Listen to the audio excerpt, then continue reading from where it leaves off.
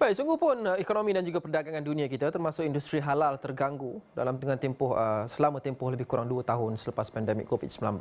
Sekarang adalah masanya untuk kita kembali meningkatkan potensi atau mengambil kesempatan terhadap potensi industri halal di Malaysia. Mengapa? Kalau kita lihat angkanya, daripada kira-kira 2 trilion ringgit KDNK negara setiap tahun, 60 bilion adalah jumlah ekspor halal Malaysia sahaja. Ini adalah angka untuk tahun lepas 2022 oleh Kementerian Perdagangan Antarabangsa dan juga Industri ataupun MITI, hampir 60 bilion jumlah ekspor halal yang negara kita keluarkan ataupun ekspor ke negara luar, dan sudah tentu angka ini dijangka akan terus meningkat dalam tahun-tahun akan datang. Justru potensi halal itu memang amat-amat benar.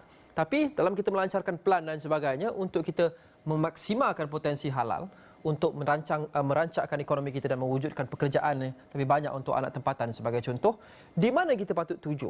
Kalau kita lihat data daripada MITI, ini adalah 6 subsektor ataupun 6 produk sebenarnya utama yang menjadikan ekspor halal Malaysia kita mencecah hampir 60 bilion ringgit. Kalau kita lihat, ini adalah peningkatan dan juga jumlahnya. Yang tertinggi sudah tentu masih ekspor makanan dan minuman halal, iaitu kira-kira 28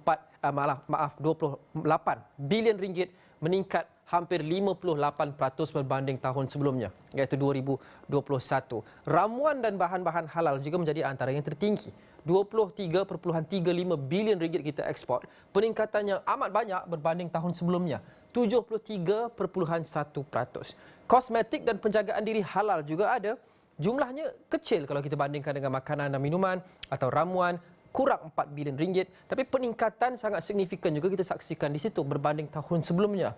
Bermakna untuk produk-produk seperti kosmetik dan penjagaan diri yang halal, banyak potensi ada untuk tahun-tahun akan datang, iaitu ada banyak, kata orang dalam bahasa Inggeris, room to grow.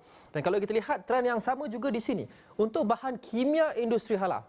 Ya, kita ada bahan kimia industri halal dan juga derivatif minyak sawit atau produk minyak sawit yang dikategorikan sebagai halal. Dua-duanya juga angkanya tidak begitu besar kalau kita bandingkan dengan dua produk utama, makanan dan minuman dan juga ramuan. Tapi masing-masing meningkat hampir 70% dan hampir 64%. Dan mungkin yang paling penting, pharmaceutical kita lihat di sini kurang 1 bilion ringgit.